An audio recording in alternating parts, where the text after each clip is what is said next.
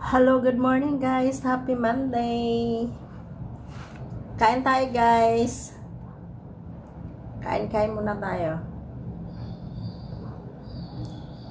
Almusal. Ayan oh. Thank you sa nagbigay sa akin. Thank you, Ami. Ayan guys. Thank you very much. Thank you. Ano ito? Kutsinta? Kutsinta. Pang-wrap na lang yung niyog. Yung kinagad ng niyog.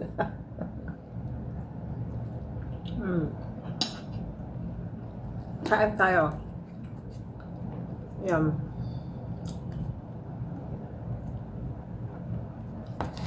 Thank you very much.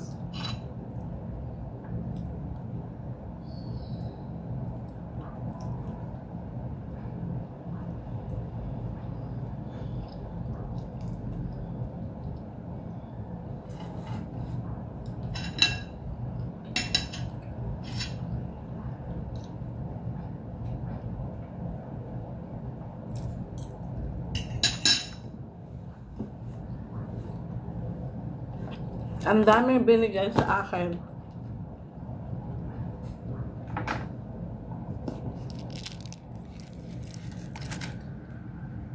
Ilayo-layo natin yung camera natin para makita yung ating masyadong ano yan. Ibaba-baba natin yung ating camera. Kasi masyado naman nababa. Sorry guys. Kayo ay nahihilo.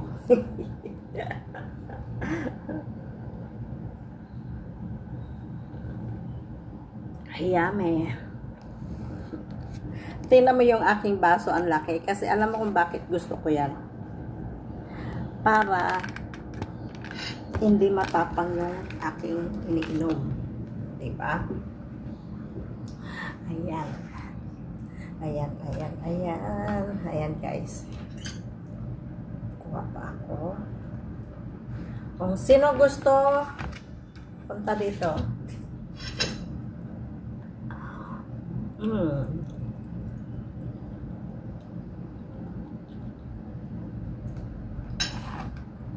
Pwede kayo mag-order.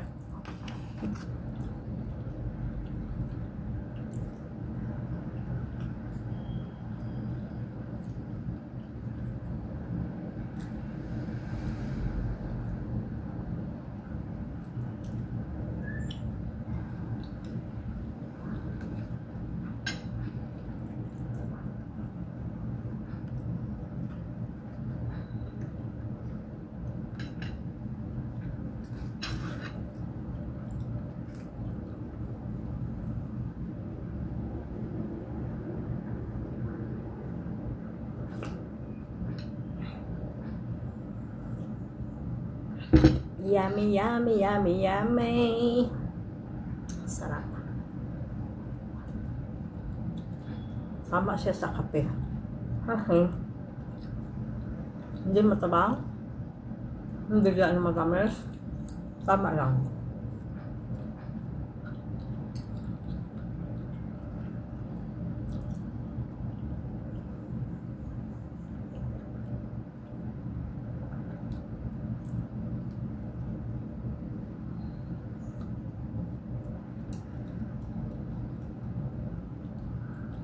Sarap.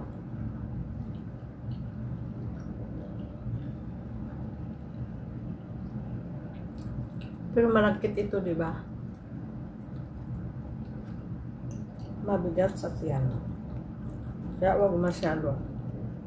Hala, 4 na ang naubos ko.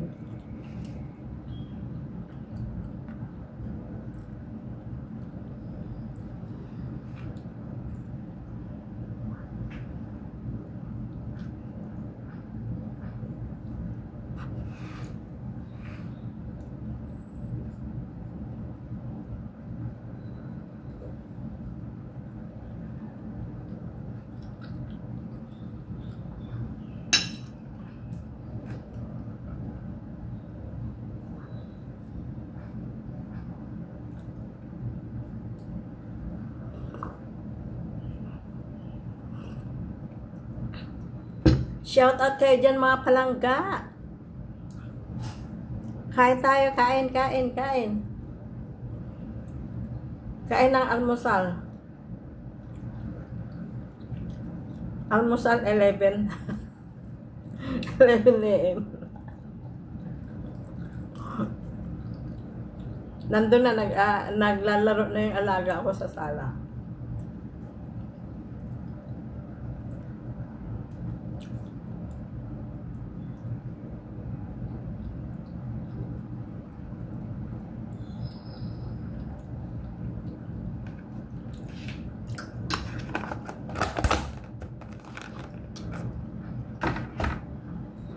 Tama na yung 4. Okay.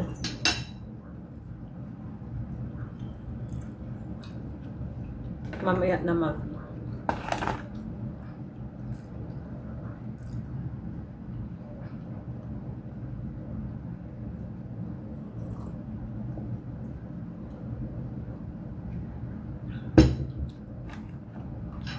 Ngayon,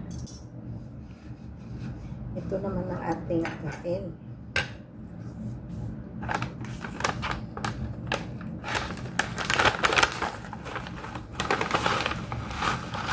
Pampalipas ng oras.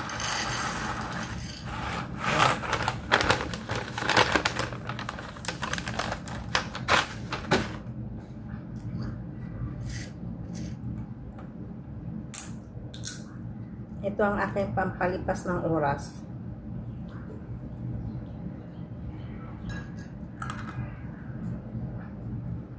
Sunflower seed.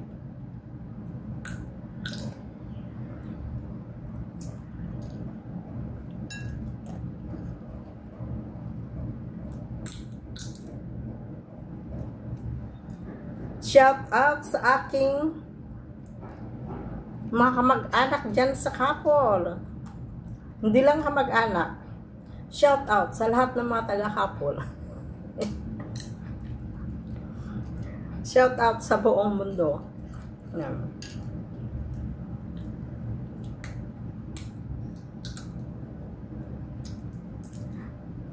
Shout out sa aking mga brother and sisters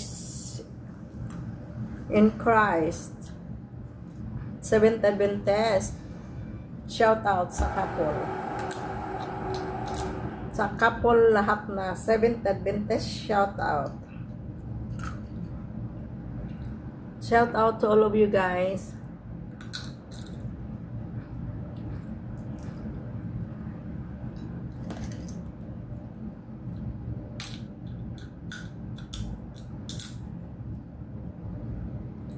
And condolence sa aking batchmate, Perfecto Pistaño.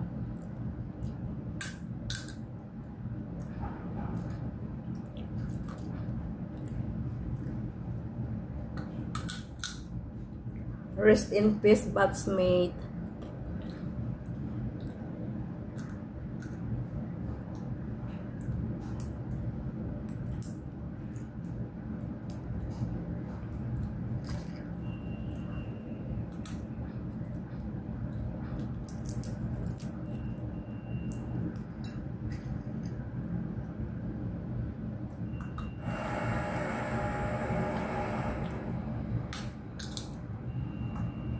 Mabuti na lang hindi na maingay dito sa kapitbahay ko kasi nag-renovate sila.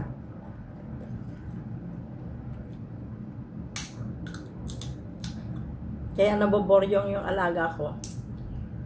Gusto na niyang lumayas. Hindi na pwede lumayas kasi hindi na niya kayang lumakad.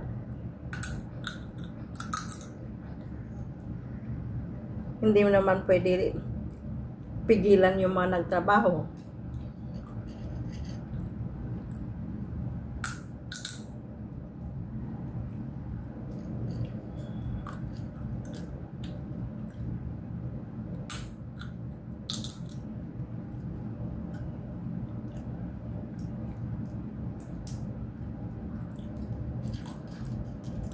Ito ang aking inangat nga tuwing walang ginagawa.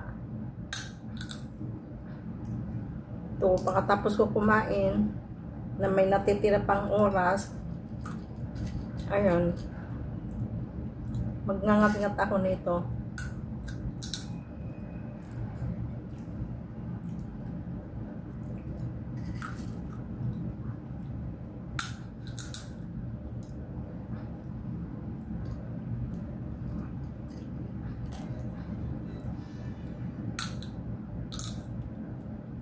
Excuse me.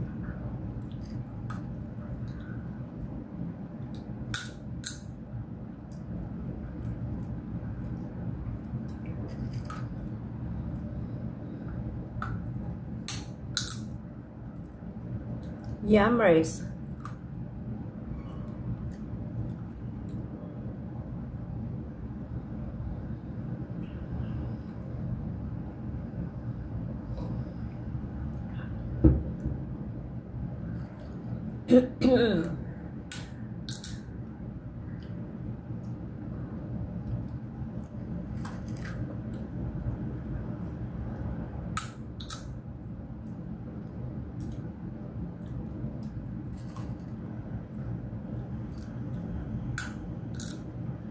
Happy birthday nga pala, anak. Ayan.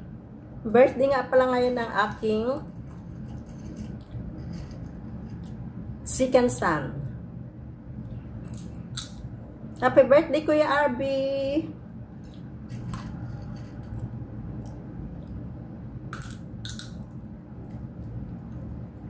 Binatang binata na yung aking anak.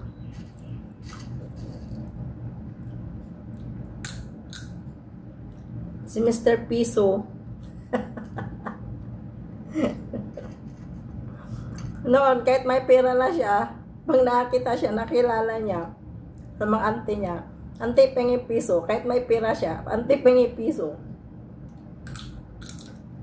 Ngayon, hindi na piso, 100. Yung piso, naging 100 na.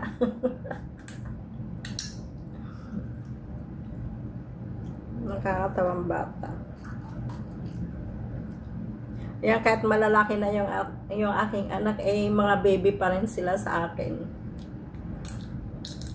Habang sila ay nasa aking puder, habang wala pa silang mga asawa, sila yung mga baby ko. Kahit may asawa na sila, baby ko pa rin sila. Yun yan naman ang magulang, di ba?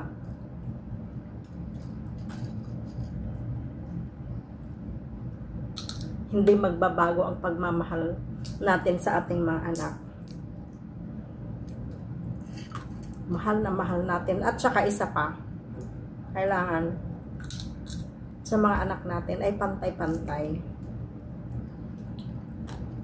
ang pagmamahal. Wala yung may favoritism. Kailangan pantay-pantay ang pagmamahal natin sa kanila para hindi sila magtatanim ng galit sa atin. Hindi kagaya dito sa aking alaga. Ayan. Ganyan naman yata sila dito eh.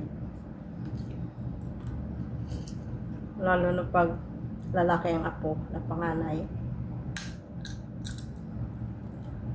Pero siguro sa akin, pantay-pantayin ko yung aking mga apo na ituring na yung pagmamahal.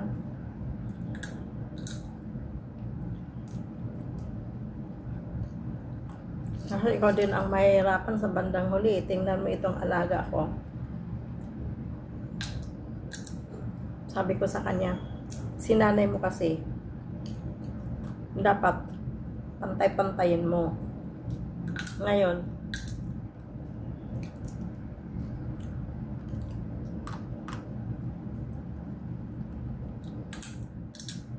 hindi siya pinapansin ng ibang apo. Ang pangit ng ganoon. Kaya tayo guys, kailangan pantay ang pagmamahal natin sa ating mga anak or sa ating mga apo. Kailangan pantay-pantay ang ating pagmamahal sa ating mga anak tsaka sa apo.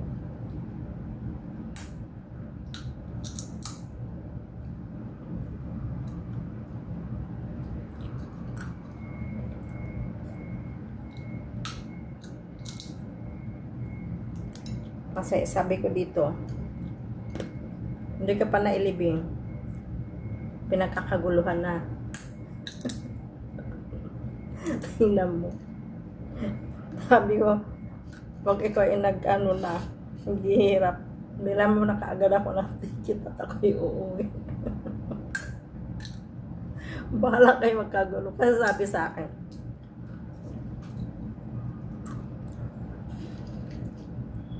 involved daw ako sa kaguluhan nila sa kanilang pamilya. Sabi ko, pakialam ko sa inyo. Sabi ko, ako, inalagaan ko lang. Pumunta ako dito, magtrabaho lang, alaga sa mga magulang mo, at ako'y maglinis. Yun lang, wala na ako pakialam.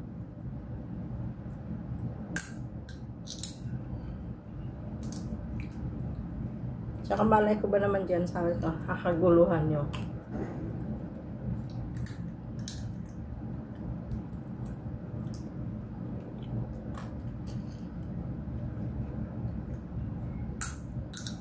Kawawa talaga sa ano,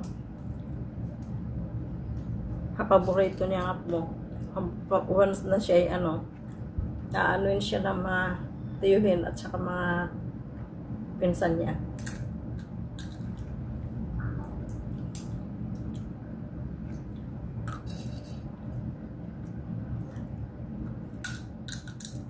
Ang bilis ng oras, ano?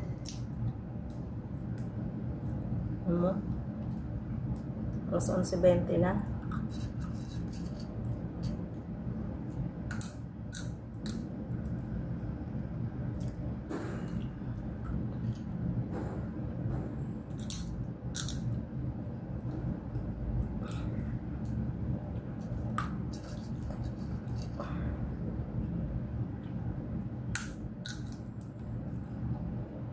Ayan yung mga kamay na yan. Kamay udtuhan yan. Pare-pareho kaming magkakapatid. Pare-pareho kaming mga daliri. Ayan. Mga ship ng daliri. Udtuhan niya. Ayan. Hindi mo madidina yan. Napansin ko lang. Kasi, picture lang ng ate ko, yung kamay lang, wala yung mukha. Kaya sabi ko, kilala ko yung mga daliri na yan, sabi ko. Totoo nga. Yung kamay ng ate ko. Kasi ganyan, no? Tingnan mo. Nuntuhan yan.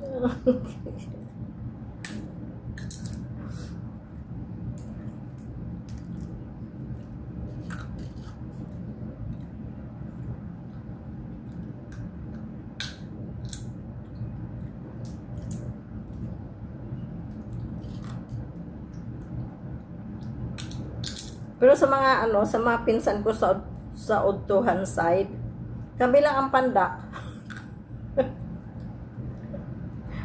mga matangkad naman yung mga ano, yung mga pinsan ko sa side ng tatay ko. Kami lang mga ano mga pandak.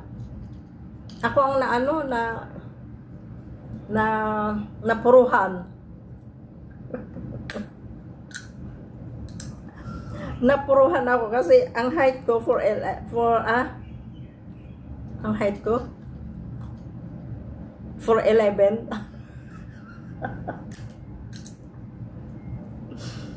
Ay, Diyos ko po.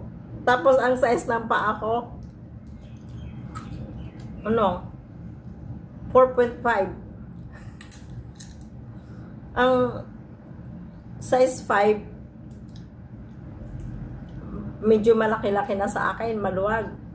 Pero ngayon, sinusuot ko ng 5 kasi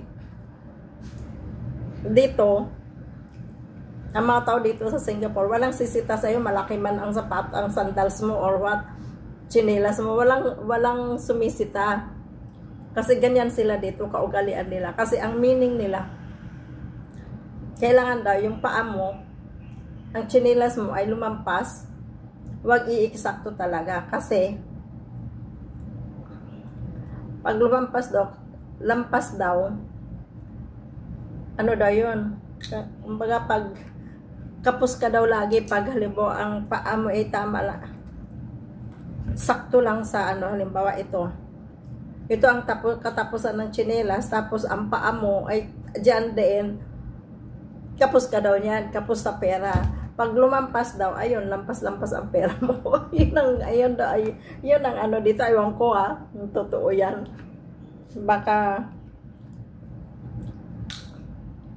sabi-sabi lang. Hindi.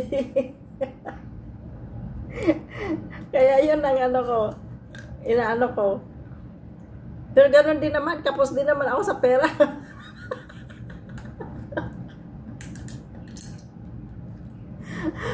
Ganon din, kapos sa pera.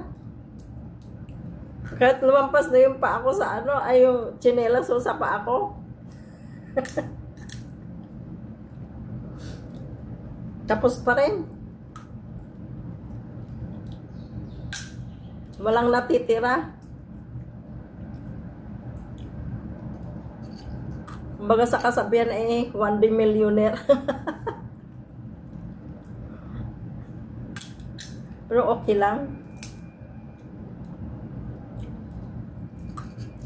Importante, hindi ko pinabayaan yung pamilya ko. Hindi nagugutom.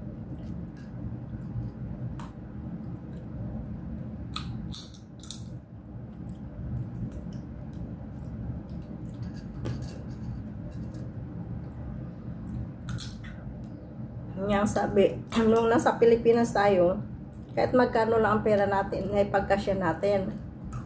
Pero ngayon, nandito na tayo, kulang-kulang pa rin. Kaya, pag mga katapusan na, or kalagitnaan ng buwan, kakabahan ka na dyan. Kasi wala na silang ano wala na silang budget. Tapos tayo dito, wala na rin budget.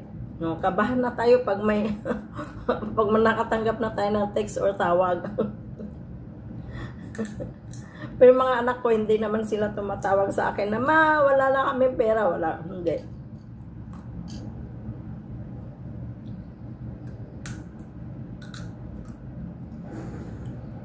Inano ko pa nga sila kasi bakit hindi sila nagsasabi sa akin. Naawa daw sila sa akin.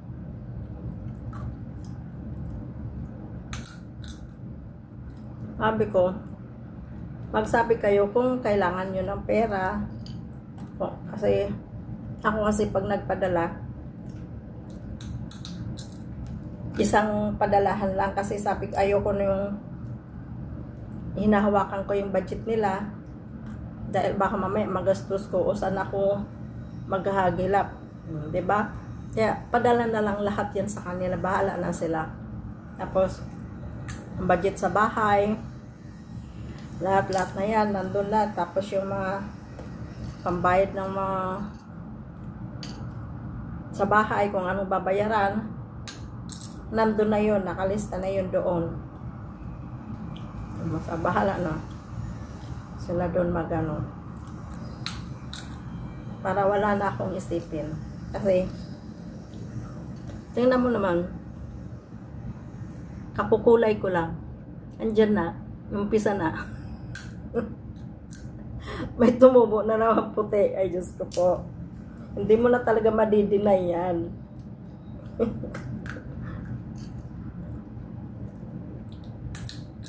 Kasi, ilang buwan na lang, senior citizen na ako na, guys.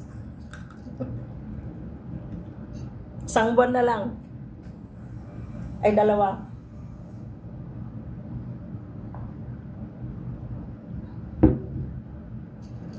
Senior citizen na. Kaya ang hinihingi ko kay Lord na sana good health lang ako lagi para dito pa rin ako. Yun lang ang hinihingi ko, na sana sa aking pangalawang renew dito Kasi 60 years old na ako, kaya kailangan yung general check-up na may ECG na yan. Tapos may yung sa BP ko, sana yung heart ko is okay. Tapos yung lungs ko is okay. Tsaka yung BP ko. Yun ang pinaka-importante dyan. Para tuloy ako dito. Kasi kahit gusto pa ako ng alaga ko na mag-work sa kanya, kung bagsak ang katawan ko, wala rin magagawa. Wala siyang magagawa. Kasi mismo na ang magpapauwi sa akin ay yung imuno. Kaya, yun lang. Kailangan ang BP ko hindi tumaas. Ano naman, hindi ako high blood.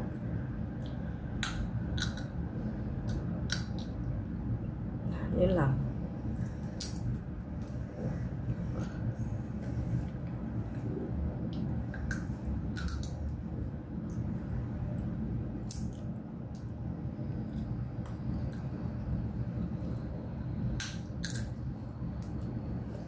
Tsaka, kaya ko pa naman magtrabaho eh. Kahit sa sinta na ako. Pero kahit kaya pa natin magtrabaho, kung may na-detect sila sa katawan natin, wala din tayo magagawa. Kundi maggagarahin na tayo sa Pilipinas. Ang tanong ko, anong gagawin ko sa Pilipinas? Doon na ako mag-focus na ako sa aking YouTube. Tag ako'y umuwi na. Doon na talaga. Kasi may sarili na akong oras doon. Dito, wala. Walay akong oras.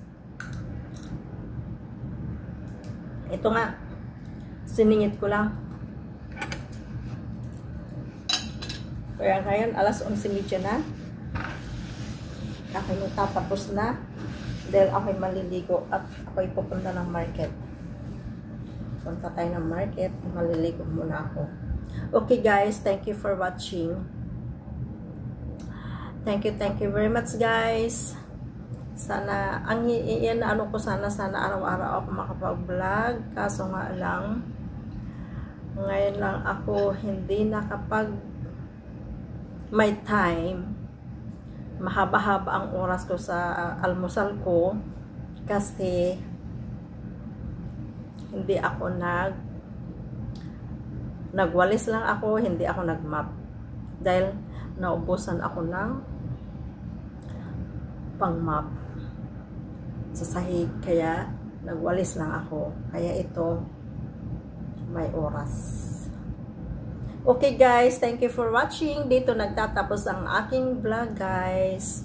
Thank you very much. Sana guys, suportahan nyo ang aking channel, Juvenile Channel, kasi nagbabaan na yung aking nag-alisan ng aking mga subscribers. Tapos yung yung viewer, yung revenue ko bumaba, wala na, hindi na tumataas. Tapos yung views ko, lahat na sila nagganyanan. Kaya ayan guys, kasi basta hindi ko na ulit-ulitin yun lang, basta yun lang. Kaya kailangan ko yung suporta nyo guys para may pambili akong pante. Wala na akong pante, lahat na lawlaw. May pambili tayo ng gatas guys. Ayan, thank you very much guys, thank you very much.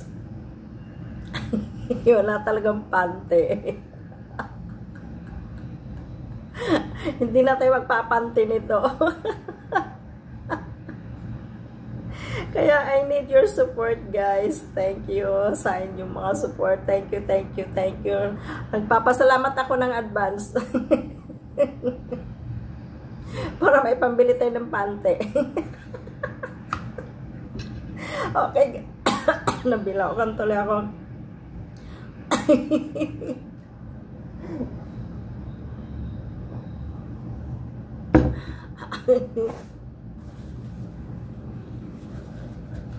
Okay, thank you very much guys. Thank you for watching. Love you guys. Don't forget to support Juvenile channel para may pambili tayo ng pante.